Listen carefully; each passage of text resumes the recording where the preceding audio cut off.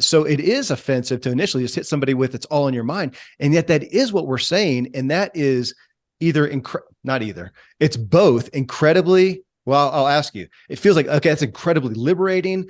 It's incredibly freeing. It's the holy grail of life to conceive that. And it's also, you're at risk of going so far down the rabbit hole with that, you can kind of lose a little grip of, I have at least, I'll own that. You can go, I almost have to watch how far I go down there, because you can get a little woo woo and go, holy smokes. If it's all in my mind, now we're in the matrix. Is any of this real? Right. Well, and when Eileen first started coaching me, I remember asking her at one point, I said, so what you're telling me is that there's no objective reality.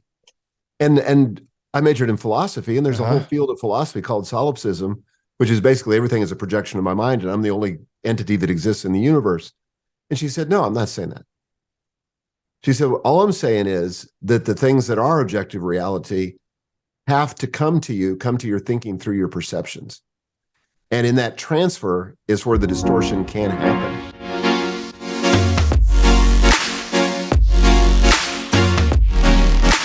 Michael, this topic, it's difficult to know where to dive in because I have so much interest. You open up so many doors here to discuss, and mind your mindset. The science that shows success starts with your thinking. When we take that at face value and go, yeah, of course, how we think. And, we've got Henry Ford, whether you think you can or think you can't, either way, you're right. We know that, but we don't know it at all.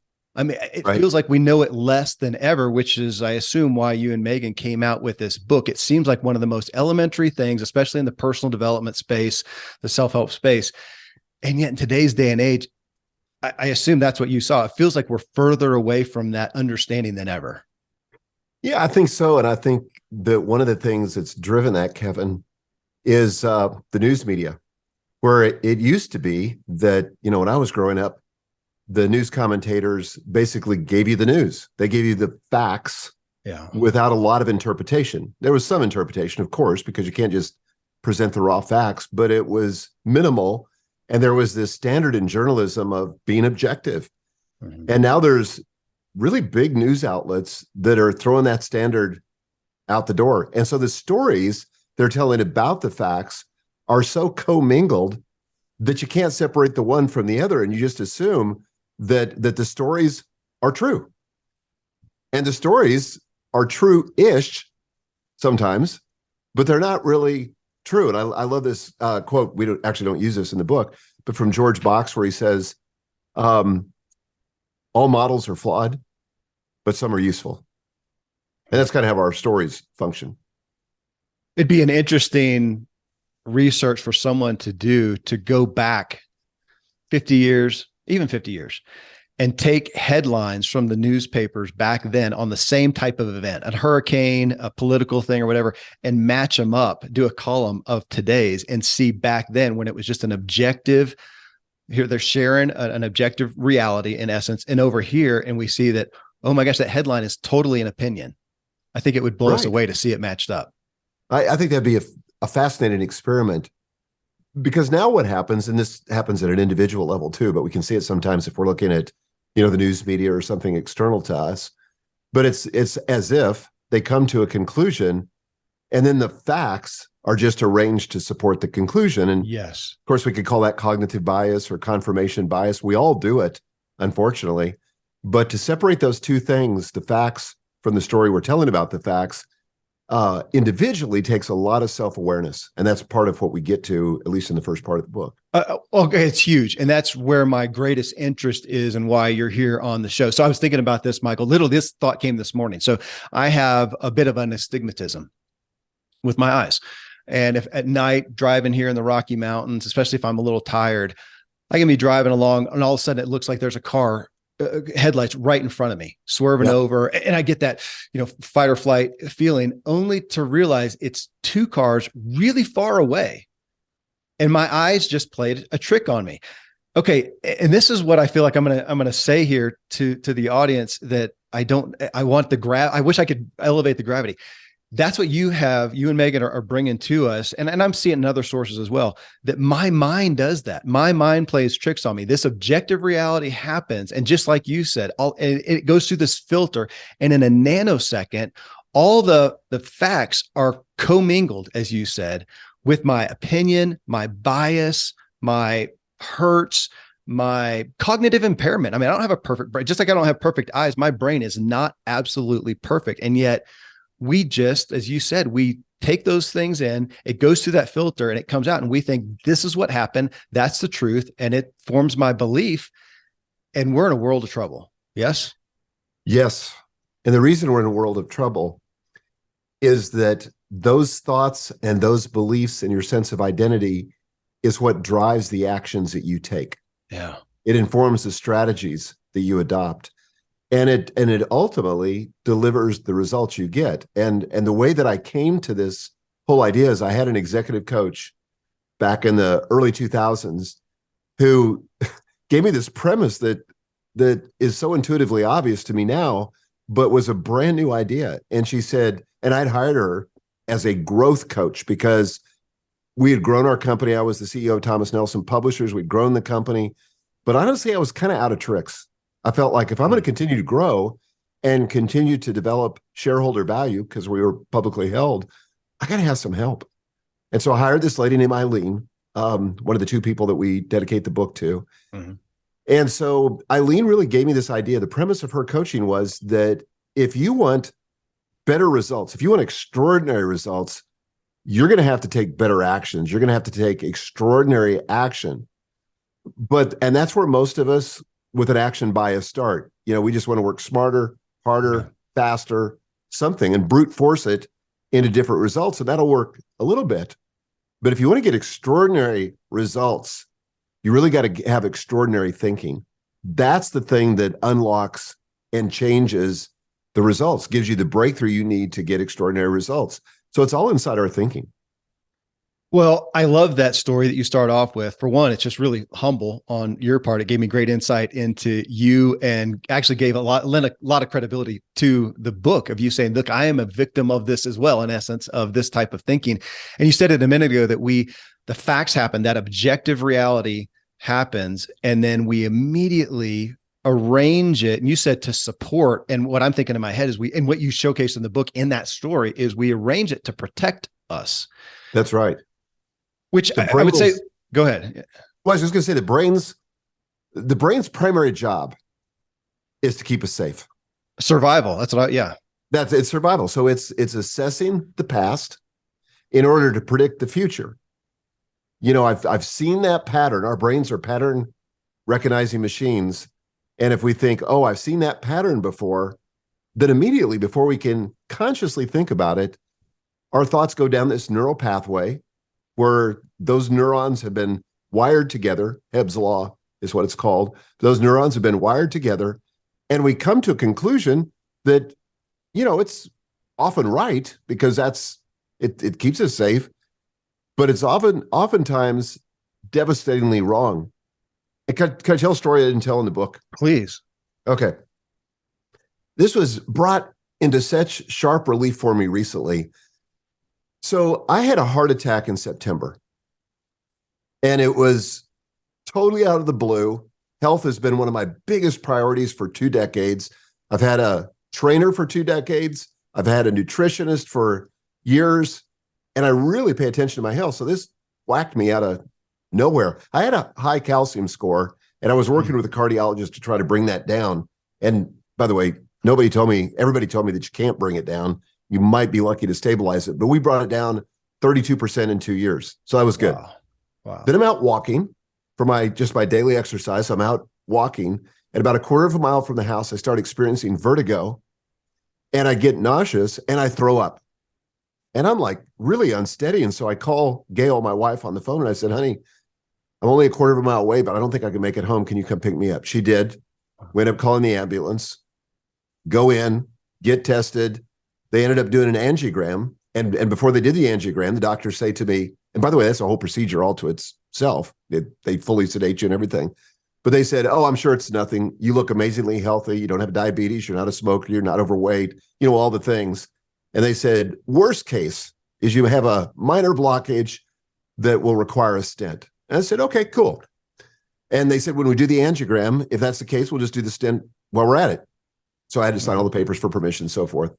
Well, I come out of the sedation and they say, yeah, we were wrong. You have major blockages. You're 90% blocked on the widowmaker artery. That's your main artery. And you're 70% blocked in two others. So long story short, they ended up doing bypass surgery the next day. And fast forward about a month, I go into cardiac rehab. This is like a thing. Yeah. And it's its own ecosystem. It's begging for a mockumentary. It would be hilarious. But I'm in there there's 8 people in my class. And so it's normally an hour of workout, and we're all monitored, and they're monitoring our vitals, and it's actually pretty fun. And then it's 30 minutes on Tuesday of education. So they're talking about stress, nutrition, the kind of behaviors that will get you back in the hospital. Stuff that you've been diligently following all these years. Yeah. So they're telling me all that stuff. But in the very first session, the head nurse, who's the leader of the whole group of nurses there, she says, she goes around the table and she says, what does your heart attack mean to you? Because all of us had similar situations. Some people had a valve replacement, some people had bypass surgery, some stents, but all of us had a cardiac event. So the first guy out of the gate, sitting right across the table from me, she says, what does your heart attack mean to you? Kevin, here's what he said. He said, well, it's the beginning of the end. Oh. My life is basically over. And, I just have to adjust to that. It's never going to be like it was. And I just have to settle for, less activity, less mobility, less vitality, all of that. I was stunned. Now, part of it was, I have a phenomenal doctor in Los Angeles who's been working with me on peptide therapy and some other things. So he calls me when I'm still in ICU. And I was in ICU longer than I should have been, just because I was waiting for a room in the hospital. But he calls me toward the end of my stay in ICU, and he says to me, he said, look, I know your blood work. I know how well you've kept care of yourself. But he said, I'm sure you're tempted to be thinking what you could have done, what you should have done. And he said, I'm going to tell you, all of that is in the past. There's not a thing in the world you can do about it. But here's the cool thing. You basically just had a reboot. Your whole life's in front of you. I can't wait to see what you're going to accomplish in this next season of your life. And you've been given a new lease in life. Well, that's a totally different perspective. And so I shared that with the group. But if you're the guy across the table from me, and you really think this is the beginning of the end and your life's over as you know it, then why even try? Bring on the cheeseburgers, bring on the fried chicken, doesn't really matter. It's inevitable. Me, on the other hand, I'm thinking, wow, I want to get back to where I was physically. I want to take even better care of myself because I got my whole life in front of me. Thank you for sharing that. And which, interestingly, my dad, Dan Miller, and he was, 3 years ago now, I think, where he was at a place where he was sleeping all day, couldn't get any work out, and got together with my buddy, Randy James, functional medicine doc. And that's what he says afterwards. He said, I'm not only back to where I was before this, I'm better than that. I have a new lease on life. I'm planning out the next 20 years, he says, as he's, in his early 70s at that point. Love it. Well, your dad's such an inspiration. And I remember going through that with him and him telling me that story and just thinking, wow. And when I would first talk to him about it, he didn't have a solution. And it was just so confusing. Yeah. But that's what happens to us is, something happens. Yeah. And we create this story around it. And by the way, I still struggle with this. I know how to move through the story. I know how to deconstruct the story, to interrogate the story. It's the language we use in the book. Right. I know how to imagine a new story, but I can get caught in my stories too, because it feels like you're questioning something that is obviously true. And when we think something's true, it feels certain, like it can't be questioned. And one of the reasons we wrote Mind Your Mindset was basically to change people's perspective on that. Yeah.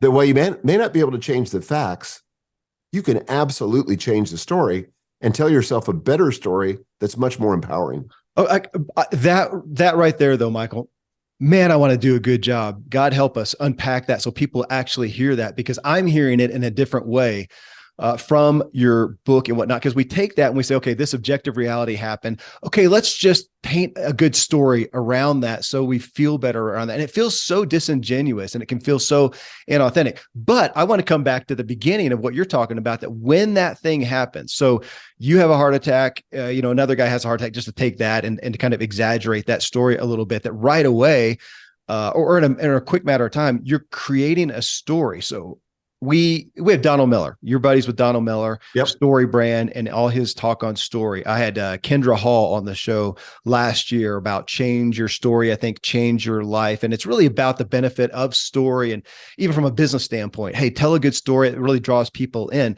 But what you're bringing us to, you and Megan, are the brain aspects of when something happens to us. So today, here we are, we're all listening to this podcast, and then we're going to go on and life's going to happen the rest of the day. And a lot of objective realities are going to happen. The minute that they happen, our brain immediately concocts a story, because as you take us through the neurology of it, that's how we understand things. But that is what I'm wanting to take captive, Michael, is that, okay, when something happens, if a car backs through my wall right now as we're doing this thing, my brain is immediately going to concoct a story to help me understand it. And I'm going to use that word concoct because that's really what's happening. An objective reality came through the wall, but immediately it's going to create a story Yes. that is not truth. It's back to you. It's commingled. And so now I have to step away and go, wait a minute. I might need to do that. And you also talk about in the book, and not only that, but I probably need to have somebody else go, hey, help me out with this. This thing happened. Yeah. What really did happen? Is that? Absolutely. That's huge. We talk about this concept in the book of inside of our heads lives somebody we call the narrator. And if this whole premise has a villain, it's the narrator. The narrator does the best he can. I'm just going to personify him all the way. He does the best he can. It's like the commentators on a football game. There's what's happening on the field, that there was a 5-yardage gain, it's the second down and they're in a drive and it looks like they're going to make a touchdown. And so the commentators are commenting on all of that. The facts are happening on the field, but they're supplying the narrative and informing how we perceive the football game, because all that's filtered through their narrative. But it's our thinking, those previous experiences that are ensconced in our brain that drive the narrative. So another example, Gail and I have this practice where at night, usually when we lay down to go to bed, we lay there for a few minutes and talk and, just kind of debrief on the day and always try to look for something grateful. And so she said to me, well, what was your biggest win for today? And I said, I really don't think I had any. And she said, really? Well, tell me about your day. So I said, well, honestly, it was a horrible day. So I began to share with her what happened, and I finished and she was kind of quiet. I was, of course, looking for some sympathy and understanding and compassion. And she said, well, it sounds like to me, she said, if I'm honest, it sounds to me like you had a really bad 20 minutes, but the rest of the day was pretty amazing. Wow. Well, why did my brain decide to focus on those 20 minutes? I could tell you it was because there was something about that 20 minutes that felt like it was an existential threat in the moment. I don't even remember what it was, but I felt like I was threatened. And whenever we feel like we're threatened, part of what the brain does is we get hyper-focused on the threat and we make it bigger and scarier than it needs to be, because we're trying to get our body in motion, to flee or to fight or whatever, but we're trying to survive. And the brain's trying to help us, but it doesn't always help. With that, again, we hear it, that we have a negativity bias just as humans, and kind of back to that survival thing. Our brain is looking for that to keep us safe from danger. So it makes sense. So it's not all bad. It's looking for the problems. And yet, so Rick Hansen, I don't know if you know Rick, he wrote Hardwiring Happiness, wrote a bunch of good books, but Hardwiring Happiness is what put him on the map. And in hardwiring happiness, his focus was exactly the opposite of what you just talked about, that today something good is going to happen. I don't, maybe the sunrise, it may be that somebody was kind to you, maybe whatever. And we just kind of, that was good. He says, no, stop and capture that and sit in it, just like what you're talking about you did with that negative thing. That negative thing happens. We're great at stewing on that the rest of the day. He says, if you just take the positives, it would change it, but that's not our nature. So we're back to, with all this, you're saying, okay, our mindset is just going to do what it does. We have to come back here and capture it. And it's maybe one of the hardest things we can ever do. And I don't want to say that pessimistically, but again, to lay out the gravity. Wrong. Okay. I think it's not only one of the most difficult things, it's one of the most important things that we do, because again, our stories don't always serve us. Even though our brain's trying to keep us safe, it sometimes has the opposite effect. And, I tell this story in the first chapter of the book of when I was running Thomas Nelson Publishers, and it was in the middle of the recession. It was August 2009. And I had an executive coach by the name of Eileen. Eileen would come in once a month for an entire day. And I jokingly say it was about 75 to 80% psychotherapy and about 20% business coaching. Yeah. Yeah. So she would basically try to get in and, rearrange the things in my brain so I had a better story. But so she comes in August. She said, hey, how did the last month end up? And by that, she meant, what were the financial results from July? And I said, ooh, not good. She said, what? She said, what happened? And I said, well, it kind of all fell apart. I said, we missed the top line by 10%. We ended up losing money. Not a good.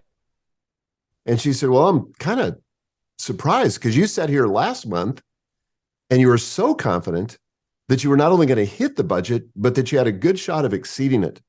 So she said, what happened? And I said, well, we're in the middle of a recession. Gas prices are up. We've got inflation.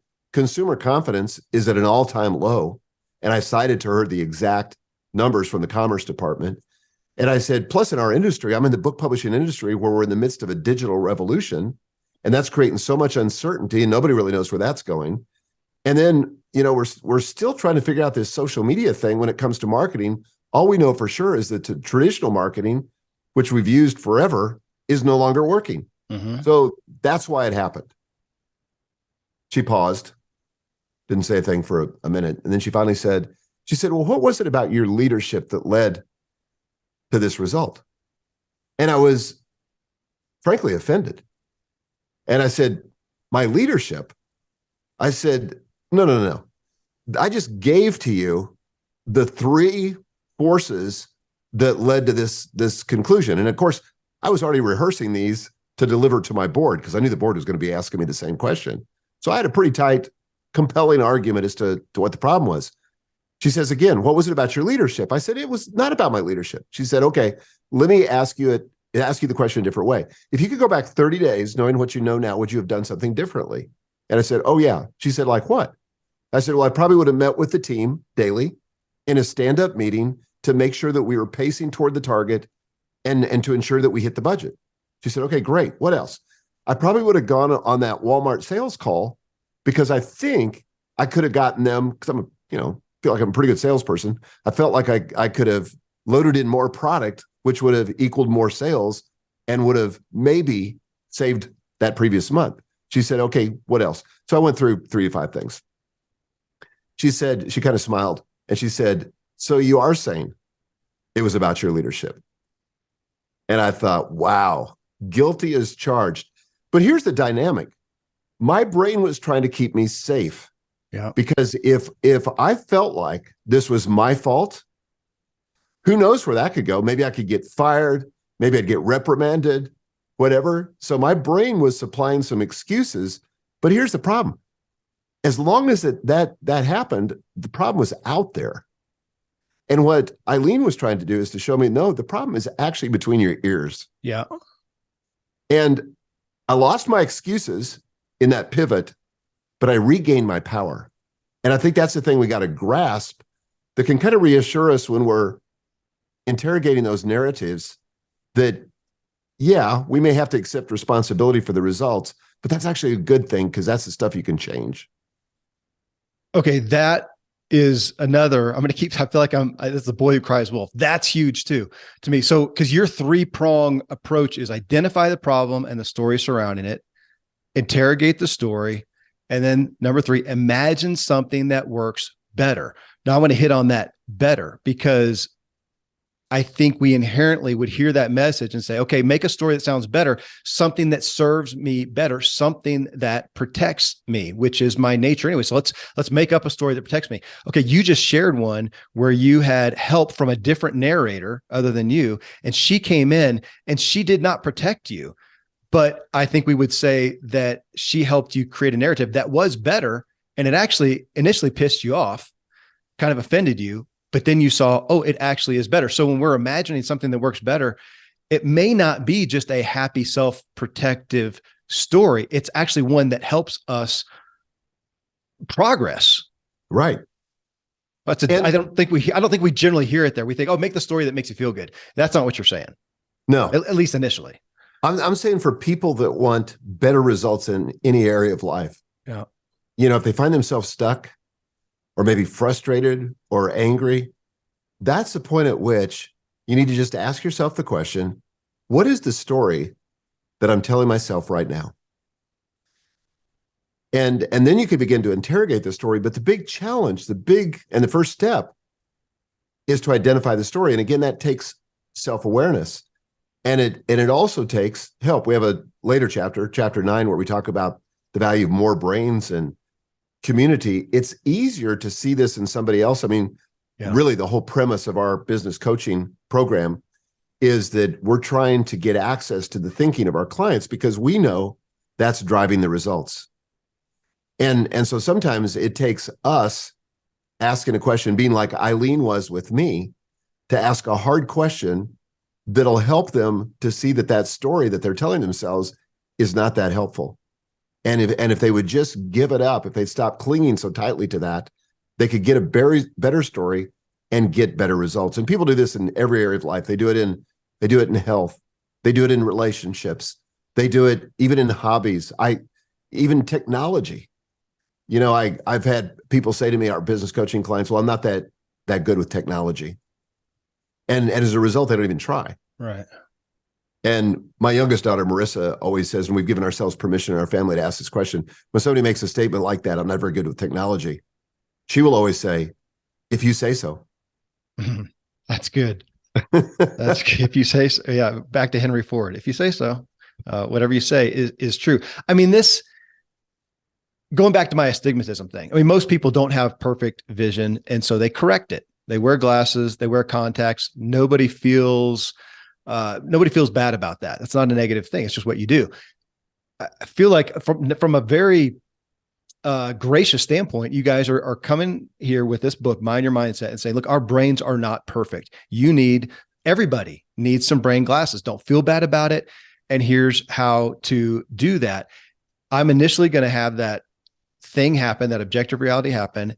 And I'm initially going to see it, perceive it, understand it through my own narration, which is faulty. So we just put that on there. Mine's faulty. So is Michael Hyatt's. So is name whoever you revere, and they have faulty. They need help narrating. You talked about your wife taking your account and going, gosh, I hear you, but I see it differently. And after you heard that, you went, well, crap. You're totally right. I actually understand and agree with your narration, and it's better all around. You did that with your coach. She's a different narrator, and it makes me think. Have you ever seen the movie? Are you familiar with Stranger Than Fiction? It's with Will Ferrell, the comedian Will Ferrell. No, but I immediately want to go watch it. You would love it, because I actually want to do a movie that's based a little further on that. But he's going along in life, brushing his teeth, and all of a sudden he hears this narrative in his head. And as it goes on, it ends up there's this lady writing a book, and somehow it's cosmically connected to him. And she's going along going, and Harold brushes his teeth and he does this. And ultimately she says, and then at this point he dies. He's like, whoa. Hey, I don't, and it's a really intriguing thing, because I'm thinking about that from my standpoint. I'm reading your book, and now I want to walk out of my office here and go along. And when the fender bender happens out here, or whatever, somebody goes slow in the left lane, which is even worse than a fender bender to me, or they do whatever, I'm with you whatever. on that. Oh, thank you. Whatever happens, wouldn't that be great to have a narrator in there? And Kevin sees this happen, and he has great grace for this person. And I'm thinking, no, I don't. I want to flip him off. And he goes, no. He has great, and it leads me along. I mean, that's what we're talking about. Can we get a different narrator in there? I want one, and it's Anthony Hopkins or sometimes Samuel L. Jackson. Going, dude. I mean, but that's it. Can we? I want to embrace this. I need a narrator sticker to put on my rearview mirror, on my bathroom mirror from Michael and Megan Hyatt, or Michael Hyatt and Megan, that says, whoa, what's the narrative? What's the narrative? It's so everything. True. We all need that. We all need because that. It becomes so difficult to try to disentangle that. And one of the things that I try to do with the narrator, and sometimes I'll ask my clients this, is what are the sentences in my head right now? What are the sentences in your head? Because the narrator is talking incessantly. Yeah. Right. He won't shut up. And sometimes it feels like there's a committee in there. It's not just one narrator. It's a variety of narrators that are in there. Another funny story I had just happened. This is not in the book because it just happened, but we had to put my parents in assisted living, and it came after a long illness for both of them, where they were hospitalized. They didn't really want to go. Enormous loss of self-control. I can't even imagine what that would be like. And we had to pick the place for them and all that. And we picked like the nicest facility in Middle Tennessee. They got a 2-bedroom apartment, and they're in a facility where there's only 2-bedroom apartments. All their meals are prepared. Their laundry's done for them. Somebody cleans up. I mean, it sounds awesome. Pretty posh. Me. Yeah. Yeah, very posh. So I go over there the other day. This was like 2 Saturdays ago. And my dad pulls me aside, and he grabs me by the sleeve, and he says, "Son, this place is a hellhole." Oh. And I said, and I'm thinking to myself, okay, if you were in Siberia, solitary confinement, no heat, rats running around everywhere, maggots in your food, that's a hellhole. That's a hellhole. Yeah. Yeah. And so but I didn't say that to him, of course. And so I just gave him some empathy, and I just said, "Dad, I'm so sorry that you feel that way. I know this is got to be tough." And so I didn't confront the story, because for him, it felt like the truth. There was something about that situation that was triggering him. And he's a disabled Marine. So who knows if that goes back to when he was injured or whatever, but it triggered him. And there was this neural pathway that had been cut and reinforced over the years, so that something happens and his brain automatically pulls up that story, and now he's in a hellhole. Well, the cool thing is by later that afternoon, he called me on the phone. I'd long since left, but he called me on the phone, and he said, "Son, this is not a hellhole. I don't know what I was thinking, but," he said, we're so grateful for everything you all have done for us. And, this is a pretty amazing place. And I was just frustrated. So, which I thought, wow, that's amazing self-awareness. But those neural pathways are so deep. And that's the challenge of this work is to lift, to use an old vinyl record analogy, to lift the needle off the groove it's in and put it down on a different song. That's the challenge, is to jump the groove. I love the analogy. It's interesting, Michael. I'm thinking about your dad, and just even imposing myself on that we would look at that and go, "Oh, it's awesome." Is there an aspect? I'm literally thinking about the possibility. Is there an aspect that he would look at that and felt like, "Oh my gosh, there's so much control. Everything's done for me." And it felt like control. Because I actually kind of perceived that with the idea of going on a cruise or an all-inclusive resort. Initially, I thought, I don't want to do that. I want to do my own thing. It wasn't until I went there and realized, man, this is pretty posh. But how stupid or odd that I would have control or think about that. And I wonder about that with him. I mean, could be part of this, the concept of, okay, the book's called Mind Your Mindset. And we play with this for a long time. So you're saying it's all in my head. It's all in my mind. We're kind of saying yes, but especially in the heat of the moment with something fairly acute that does hurt It's fearful. It's scary. It's betrayal. It's whatever. Put all those negative words in there. That to have somebody then come and say, dude, chill out. It's all in your mind. It's offensive. I mean, it really is. It Just is. like if you had Totally. said that, well, you just shared that. You didn't say that to your dad. Go, Dad, you're a loon. It's all in your head. This is great. You gave him a little bit of affirmation. And that may be, it's probably what allowed him then to go through his own course and come out of it. So it is offensive to initially just hit somebody with it's all in your mind. And yet that is what we're saying. And that is not either. It's both incredibly, well, I'll ask you, it feels like, okay, it's incredibly liberating. It's incredibly freeing. It's the holy grail of life to conceive that. And it's also, you're at risk of going so far down the rabbit hole with that. You can kind of lose a little grip of, I have at least, I'll own that. You can go, I almost have to watch how far I go down there because you can get a little woo woo and go, holy smokes. If it's all in my mind, now we're in the matrix. Is any of this real? Right. Well, and when Eileen first started coaching me, I remember asking her at one point, I said, so what you're telling me is that there's no objective reality. And I majored in philosophy, and there's a whole field of philosophy called solipsism, which is basically everything is a projection of my mind, and I'm the only entity that exists in the universe. And she said, no, I'm not saying that. She said, well, all I'm saying is that the things that are objective reality have to come to your thinking through your perceptions. And in that transfer is where the distortion can happen. Yes. And we don't have to deconstruct every story. That would be crazy making. Because some stories, they may not be, if we were to examine them, they're not 100% accurate, right. But it doesn't matter. Back to the George Box quote, all models are flawed. Some are useful. And some of those stories are useful, even though they're not perfect. And we don't have the bandwidth to deconstruct everything. But something you said reminded me that we initially had the title of this book. In fact, this was posted on Amazon with a nice cover. The book was called It's All in Your Head. But when we tested that's legit. It just may not sell well. Yeah. Yeah, exactly. And so what we found, I came up with the title. So I was really kind of married to it. I thought this is perfect. Okay. Well, I like it. So just, yeah. Well, great. But yeah. And who knows, but we went out to our audience with it and we said, hey, what do you think of this title? And they were like, that's actually pretty offensive. Yeah. Because you get in an argument with somebody, for example, and you say to them, well, that's just a story you're telling yourself. Or that's just all in your head. That didn't happen. That's offensive. And let me just encourage you, if you're hearing this or if you read the book, don't do that. That's not going to go well.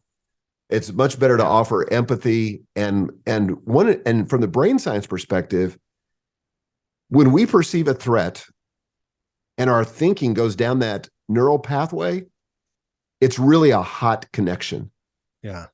And so it's trying to amp up everything. And one of the first things that happens is the adrenaline starts flowing through your body. And so you're hyper-focused, hyper-vigilant, hyper-defensive. You're just, again, your brain's trying to protect itself.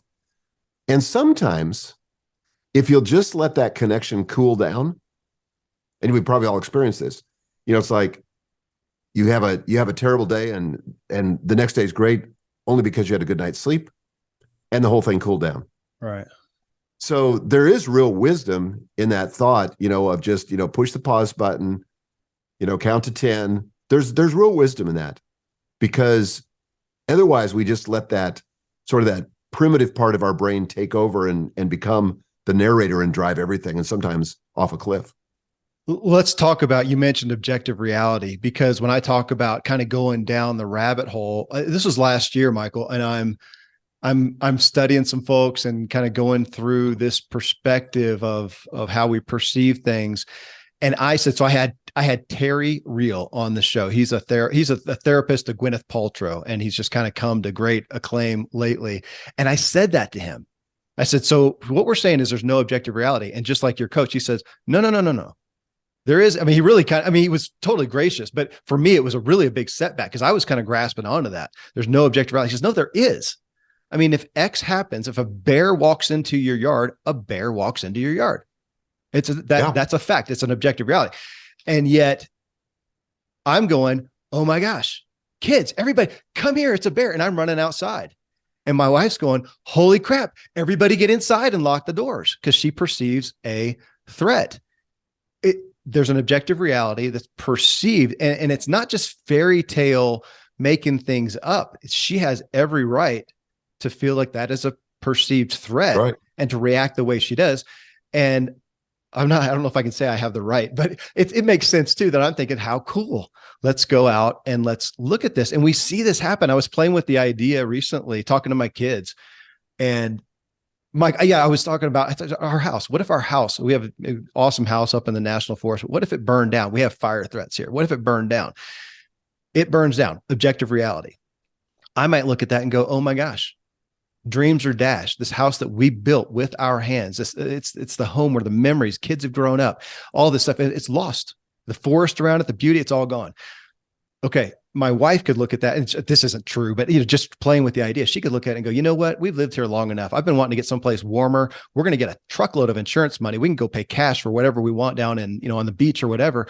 This is a great opportunity for something great. Those are hard to hold. And if we get really acute here, let's talk about relationships and looking at these objective realities and how we perceive that. And we can end relationships by not being able to come to grips with the other person's perceptions that we want to say that is false. And I feel like you guys are saying, no, this is brain science. It's not false. Well, I play with that. I mean, how do we look at that and go, is it the bear is real, the fire is real, but it's our truth and belief is based on our perceptions. It is. And the brain does the best it can with what it's got to work with. Okay. Well, right. And so it's going to, basically drive actions that protect you. And that's a good thing. So maybe in this theoretical case, right, your wife had a really bad experience with a bear. She only had one experience. She couldn't come to a global conclusion, but the brain goes there. Mm-hmm. The brain says, and just to make it a little bit safer, there are some kids. I had one in my home recently. We have like the world's best dog. It's a Labradoodle, and he is so well trained. We sent him off to school to get trained, and he's so chill. The grandkids can climb all over him, and he doesn't even flinch. He doesn't react. He just lets them do it. But my pastors came over the other day, and one of my pastors came over the other day and brought his 4-year-old daughter, and she had a bad experience with a dog. Wow. And she was deathly afraid of my dog, who didn't pose a threat based on my story, which I felt like was a little better informed than her story. But she was taking that one experience, negative experience that she had with the dog, and her dad explained to me what happened there. And now she's globalizing, and so all dogs are dangerous. And over time, because they have come several times, now he's like her best friend. But she had to get a different story with more experience. And I think that's one of the ways to interrogate the story. Is this something that's a universal principle or a global truth?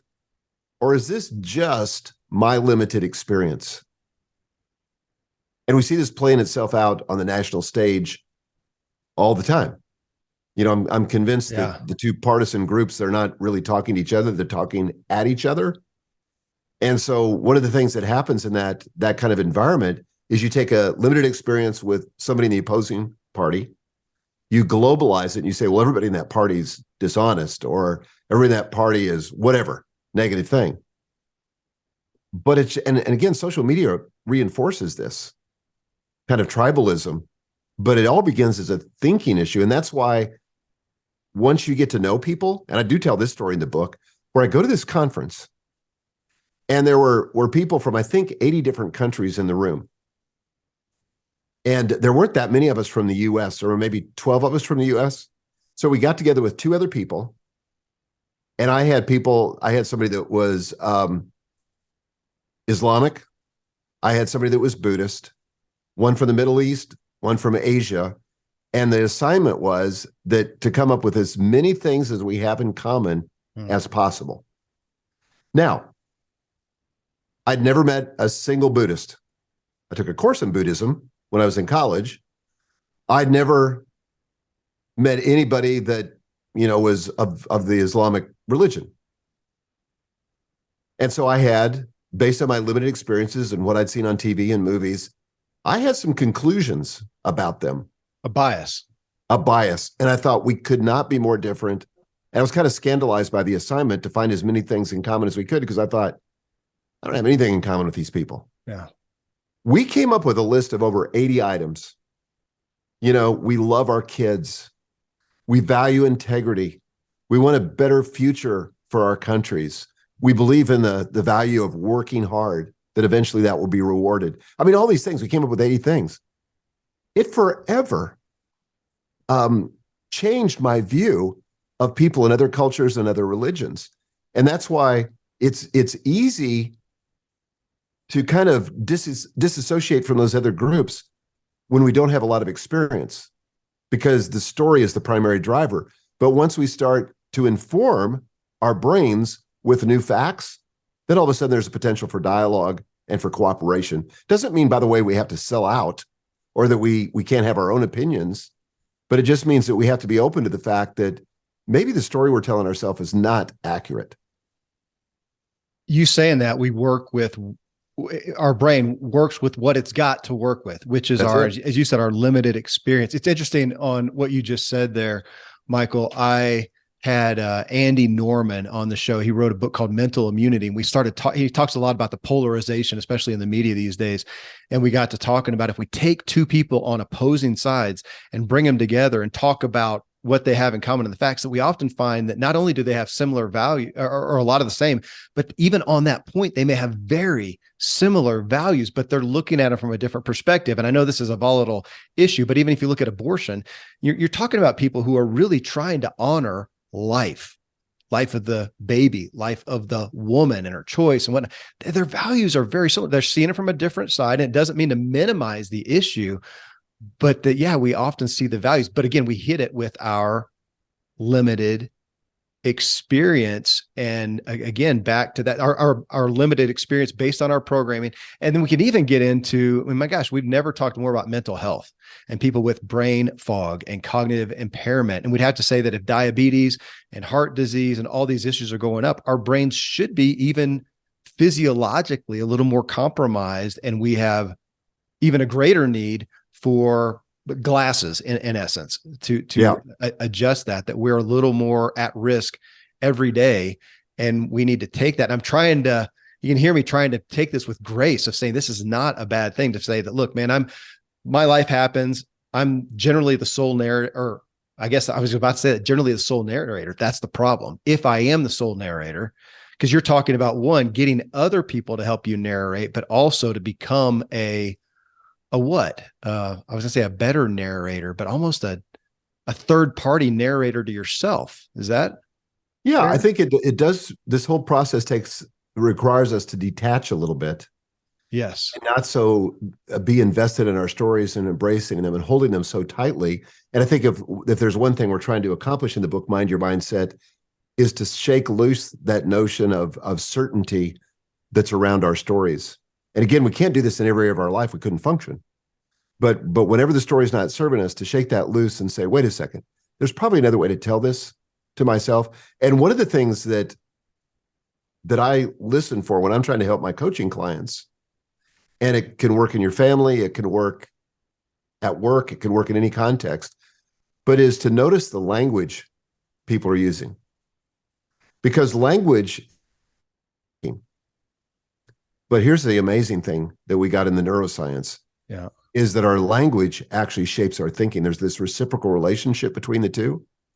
And so we have to be very careful about the language we use. Like when my dad described the assisted living facility as a hellhole, that inflammatory, catastrophic kind of language begins to shape his experience of the facts that he comes across. And again, this is all reinforced by our social media culture, because conflict, catastrophe, crisis is all rewarded with clicks and eyeballs. Yeah. If it bleeds, it leads. Yeah. Yeah. And so exactly. And so we're in a whole system that kind of works against us. And we have to kind of redouble our efforts on saying, wait a second, they just said this, but is that really true? And one of the things we do talk about in the book is we have to be very careful about the inputs, because they're either going to, the inputs we put in our brain are either going to reinforce that neural pathway, confirmation bias, and we keep accumulating more and more evidence so that the story feels more and more true and becomes more and more difficult to dislodge. Or we begin to accumulate evidence that may contradict it, and we just contradict our story and our experience, Yeah. and say, wait a second, I'm not just going to discount this. I want to listen to this. And maybe there's a third story. Somebody I heard on the radio today was talking about the prison of two ideas, where you think that all of life is binary. And oftentimes there's a third option. Looking at your heart attack, to take an analogy, it would be an unreasonable reaction on both sides. So for you, or for the guy that you talked about, for him to go, I had a heart attack, life's over, end of story, I'm checking out. That's not a real reasonable and healthy reaction. Now, on the other side, if you just said, oh my gosh, I had a heart attack, this is awesome, this is great, what an awesome day. That's just not real reasonable either. Right. So, well, which is what you're just talking about, the prison of two ideas, two polarizations, which is where we see the media and the culture right now so often, as opposed to a third way of, okay, let's look at this. And I do want to hit that for real, even looking at the analogy of me talking about my house burning down. So if that happened, I would be in the moment fairly devastated. We have so much memory, so much sentiment, even though I know it's just a house, it's just stuff, but it would be. And for me to not recognize that, which I haven't in the past, that's part of my story, Michael, is just to not be emotionally in tune at all, and just let's go make a happy story and just to kind of avoid it. I mean, I would now, in the health that I am seeking, know that, man, I need to let myself grieve for that now and forever. That's a loss, and have that time of grieving. And then go, okay, now we do have to create a narrative. It happened. As my brother would say, it just is. That objective reality. It just is. And now the thing that will help myself, my family, and everybody else in the rest of my life is to say, okay, how can we do the best to redeem this? How can we do the best? That feels reasonable. That feels like the third way. Yes. Well, what you just described is a third way, and it's the healthy way to do it. Because either of those two extremes is not healthy. And I'm a little bit like you. And my wife's even more like that, where she would jump real quickly to the happy story. And my girls, I have 5 daughters, it made them nuts. Yeah. And for me, I grew up in an alcoholic family. And so I would suppress bad feelings. And that's what happens, I think, a lot with our brain. Again, our brain is trying to protect us from those bad feelings, how they make us feel. And so for some people, that means pivoting to a positive story too fast. And they don't have the time to process those negative emotions. And man, I know this firsthand. If those negative emotions aren't recognized and you don't give space for them, they reassert themselves in really unhealthy ways later. This is why you have people that go through trauma and they can have really unhealthy relationships in contexts that are seemingly unrelated to the original situation that gave them the trauma.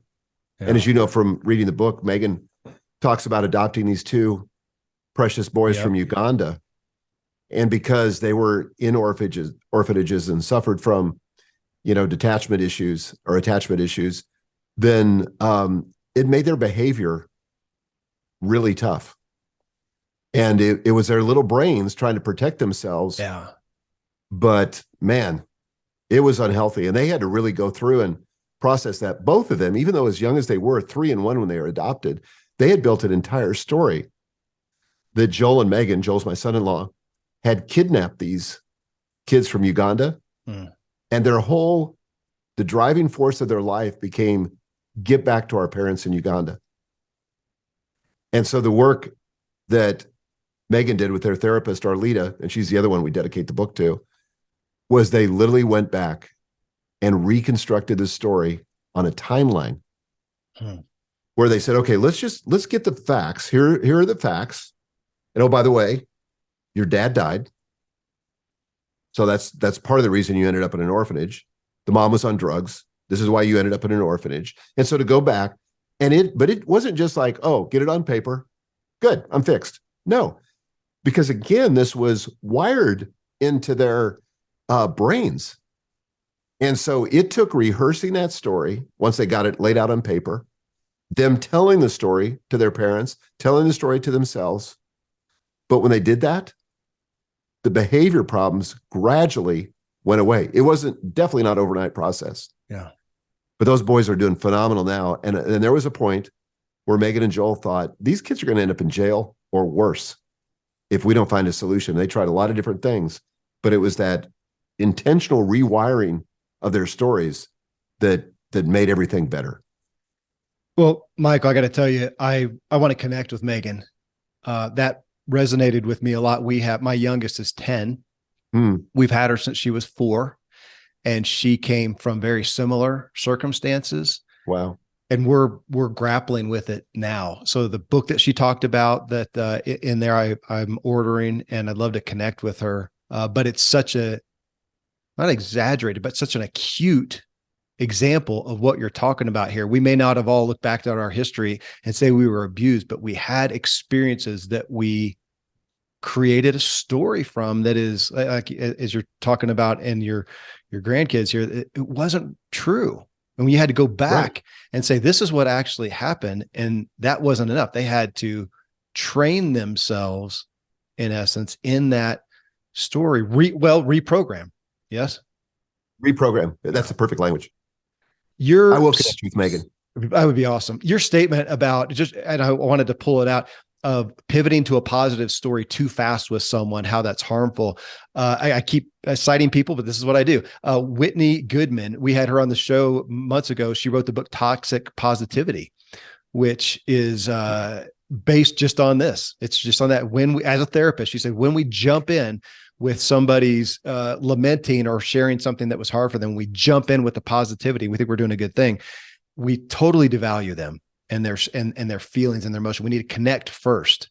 And then back to my, house burning story, then of course, look to see how we can redeem that, but they need to be part of that. Back to your dad. If you had just said, look, buddy, come on, this is great. Are you kidding me?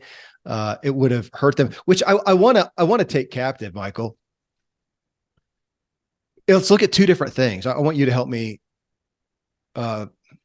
reconcile this a little bit. If we look at a bad thing happening, right? House burns down, bears in the yard, have a heart attack, there's a car accident, whatever. We can all look at those and go, okay, that happened. We're not going to just paint it and go, well, that's awesome. It's not awesome. We wish that wouldn't happen. It did. It is. And so there's value in looking at the story and not being devastated by that. Grieve if you need to, but then let's try to redeem that. I think we understand that.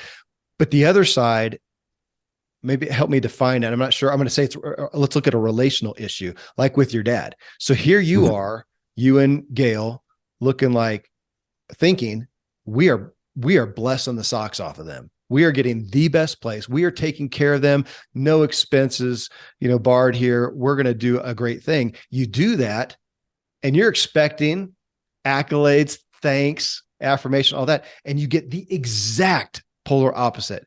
Michael, you have put me in a hellhole. This is somehow this, I want to take these two. These are two different categories of dealing with our mindset and perspective. It's one thing to have this negative thing happen to you, but in a relationship where we have such polar, kind of like my wife, with me and a bear, that takes more than just dealing with a car accident or a heart attack where it's just kind of us and that thing. This is another person that feels like this is what we end up in therapy, couples therapy and whatnot with, or broken relationships, is when we're trying to reconcile those stories. And you're saying, well, yours is not totally true. Okay, mine's not either. What do we do in the middle? I think that's the thing that really takes some advanced self-awareness, is that not only does this person that we're trying to help have a story, but we bring to it our own story. Yeah. And that creates another level of complexity. Like, for example, when I was growing up, my dad's been sober for about 20 years, but he was an alcoholic. And so what he said, and I'm the oldest child, I felt like it was my job in such a chaotic environment to try to control everything I could and make things better. And I spent an inordinate amount of time growing up trying not to trigger him. I Yeah. felt like I was walking on eggshells all the time. So in that moment with my dad, and this, believe me, this does not always happen where I have kind of an instant awareness of what's going on. A lot of times I'm kind of caught up in the story and it takes me a while to recover. But in that moment, I thought, okay, I don't need to fix this. I don't need to change him. His feelings are not my responsibility. That was huge. Yeah. And part of that came because I just had finished reading a book called Codependent No More, really old book. We just But had her on the show. did you? They just revised it. It's like the 20-year anniversary, Melody Beattie. Yeah. Yeah. Such a It's, great book. oh my I mean, gosh. but to be able to that whole detachment thing, Yeah. that she teaches is Yeah. so powerful. But it allowed me to detach from my dad because in the past, that would his being triggered would have triggered me. And I would have said, Dad, you're crazy. I would have got angry, instantly Yeah. angry or defensive or whatever. And thank God in that moment, and again, it doesn't happen all the time. I often make a mistake in the moment. But in that situation, I was able to give him space to kind of vent without feeling the need to fix it. And the great thing about it was that's kind of all he needed. Sometimes, especially when we're dealing with other people, we can't take the sort of the direct frontal approach to correct their narrative. Right. Sometimes it's enough for us to just provide space so they can get it out of their head. And when that happens, a lot of times it will look silly. They get the story out. Like I really encourage my coaching clients. I said, okay, write down what the narrator is saying to you. Write down the sentences that are in your head. And they write them out. They're like, oh, that's ridiculous. Because it objectifies it. They can suddenly see it. Yeah. But as long as it's just in our head floating around, it feels bigger and scarier and more difficult to solve. But if we can objectify it, either through somebody talking to us or through us writing it out, then all of a sudden, oh, okay, that's not possibly true. And they begin to self-correct. Is it, honest question, is it fair to say that primarily for me, Kevin Miller, things are going to happen and that the neurons in my brain are going to initially react with a protective story? Is that Yes. okay? That just that alone to embrace. I feel like I want to tell myself and everybody that, look, things are going to happen, and you are initially going to have an authentic, natural reaction. Your brain is going to manufacture a story to protect you because that's the way that it was made. That's not bad. Right. You just have to question it. I mean, if you look at you and your dad and you did this thing for him, your brain is wanting to protect yourself and bolster yourself and is expecting accolades. He's over here just thinking through his brain, and his feeling is a negative thing. And he's just with that. Neither of you had a thought to quit. And I'm making this up because you didn't say what your feeling was, but in theory, you weren't questioning your narrative, one, and you weren't thinking about the other person's possible narrative. Is that fair? That's right. I'm caught up in my own story. Yeah. That's for you. That's for your self-protection. That's right. And I think that that's the part of it that we have to question. And like you said, and this is so right, Kevin, our brain's not doing anything wrong. There's nothing broken in us. And when you look at your spouse or your kids, this is a really helpful perspective, because I think as parents, we sometimes feel like we need to fix our kids, or worse, as a spouse, we need to fix our spouse. Your spouse doesn't need fixed. They may need different stories. And I would caution here, but you might be able to help them with that. But I think that this would be a great book for couples to read together. But once you sort of get your head around the fact that there's what happened, and then there's the interpretation that we've assigned to it, and that interpretation, while it may serve us at some level, may not be that helpful and needs to be reconstructed into a new story. Once we see that possibility, then I think it really gives us the humility, frankly, in any situation, to not be so sure that we've got it figured out. Yeah. And that's the thing that's so detrimental with our kids, or with our spouses, is when we have this certainty about what's happened to them and not open to the possibility that maybe I got it wrong. And one of the things, Megan, I've seen her do this with coaching clients, when she kind of has a hypothesis of the story that she's telling, rather than saying, okay, here's the story you're telling yourself, she'll just say something like, she'll preface it, set it up by saying something like, tell me where I'm wrong, but it seems like such and such. Mm-hmm. So to hold it tentatively. Understanding the other person. That's what you've got me thinking about. Even, and it's easy to look at my family. If I can become aware of my own predisposition for interpretation of an event, that I'm like that, I'm a minimizer. Anything bad, I am naturally just going to minimize it. That's how I have been hardwired. I'm working on that, but I tend to minimize, where I think my wife tends to maximize. And for us to know that about each other, to know that my kids, we can do personality tests, we can do so many things, and to know their predisposition, their propensity, that I should then be able to have this objective reality occur and have a thought of, how is this going to feel to them? I mean, if your dad had done that, had stopped before his negative thing and thought, okay, wait a minute, what just happened here? Michael and Gail just took us on this tour. We went to this thing. They're probably thinking they're caring for us. I feel kind of negative right now. I'm feeling a little controlled, or whatever he may have been feeling. But okay, I need to curb the narrator a little bit. That wouldn't. I mean, it feels like that's enlightenment is what we're talking about. You talk about being aware of ourselves. Now, if we can be aware of the other person and go, okay, this thing just happened. Hold the phone. It's almost back to the movie scene. Can I just hit pause and think about this for a second? Stop, everybody. Right. What's going on? How are we going to interpret this? That's my favorite word out of this, is interpretation. Well, one of the best things about being a human, there's a lot of great things about being a human, but one of the best things about being a human is we have the ability to go in and edit those stories in real time. At least like right now, human programmers are programming the artificial intelligence. And it may be at the point that the artificial intelligence can program themselves, but right now that's a distinctively human thing, that we can self-edit, that we can self-evaluate, and we can change the stories in real time. And one of my personal goals is I just want to get faster at this, so I have less suffering when I'm stuck in that bad story.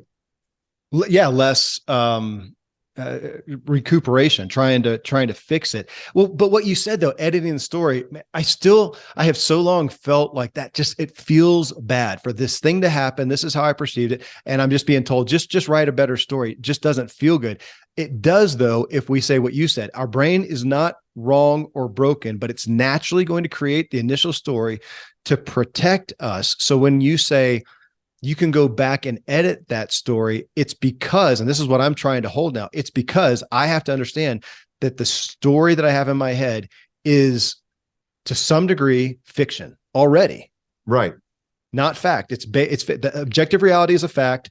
My perception of the bear, and my wife, that is fiction that we can rewrite the story, or in the aspect of relationship, at least seek understanding and some compassion for the other person's story. And we should both be able to affirm each other without invalidating.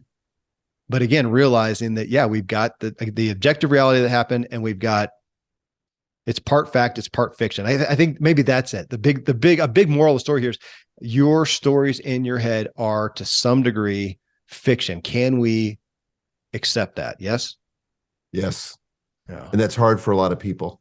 It's hard for me. Part of it is because that story, flawed though it may be, is giving people something, which is why they hang on to it. It may be simple protection. We probably all know, none of us probably perceive ourselves as a drama queen or a drama king, but for people that are overly dramatic, we all know these people. Maybe we bump into them at church or at the local market, or maybe we live with these people. But the thing they're getting out of being so dramatic is that they get significance, they get attention. And it's really hard to take that away from somebody. And I've made the mistake where I've gone in and tried to help somebody that was in dire straits, only to see them cling even more firmly to the story because they were getting something out of the story Yeah. that was imperceptible to me. I'm thinking, well, this person is in, this horrible marriage, and, let's help them fix that. But actually, that's keeping them safe. That story that they're telling themselves about that they're a victim. And by the way, there are true victims. I don't want to discount people's really terrible stories. Yeah. But at the same time, there's opportunity there when somebody's holding on to a story that's no longer serving them. But I think it's also helpful to us, and I got this again from Codependent No More. I can't fix a story that somebody didn't want to fix. Yeah. So I just got to be realistic about that and not get too attached, to the outcome for other people. This is primarily a tool for us to help ourselves. Well, and thank you for bringing that point up too, that if we're saying that X happens, the objective reality happens, we react to it with a self-protecting story that can be culturally look positive or negative. I might self-protect because I just don't want to feel the pain. That's been me. I don't want to feel the pain. I don't want to feel the negative emotion. So I'm out of here. I'm just going to go paint a Pollyanna picture on it or just ignore it or whatnot. Not good, but I'm doing it to protect myself because I don't want to feel those feelings. On the other side, the person that's going to go the negative route, and as you said, if they're seeking attention, they do want to be a victim. They want to kind of like your guy with the heart attack who just, well, it's just all over. There's something he needed in that. There's a reason that he was painting that so poorly, where you're on the other side looking at, oh my gosh, how can I find life and redemption out of this? We both need it. So just because somebody's painting a really negative story, they're still painting it in a way that is protecting. And we just do that in such a vast variety of ways. Yeah. That's big medicine.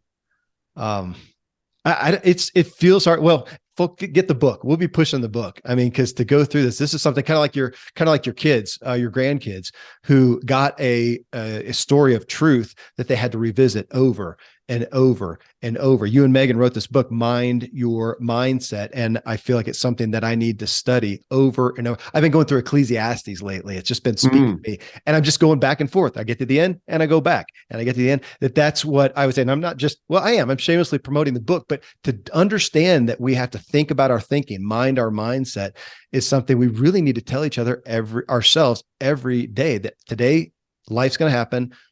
I'm going to narrate it. I'm a faulty narrator, nothing against me. I like everybody else. I'm a faulty narrator. I need help. I got to be self-aware. I got to change my own narrative. And I'm going to be best off, like guys say in the book, to get help with the narrative. You've talked about a coach. We've got therapists. We've got hopefully friends and family that we need to turn to. You talked about Gail, your wife, at the end of the day going, okay, this is what's happening. And I want to do that now more with okay, guys, this is what happened. I got a narrative. Help me out. I need to do it with myself and with others. Man, thank you, Michael. Thanks, Kevin. I've really loved this conversation. I have too. It's significant. It's just what a gift that I get to get counsel. I feel like I always saying, send me an invoice because this is the best therapy I'll ever get. But thank you. I'm glad that we're going to keep revisiting this in the show series with you. Thanks, Michael, so much. Thanks, Kevin. Appreciate you having me on.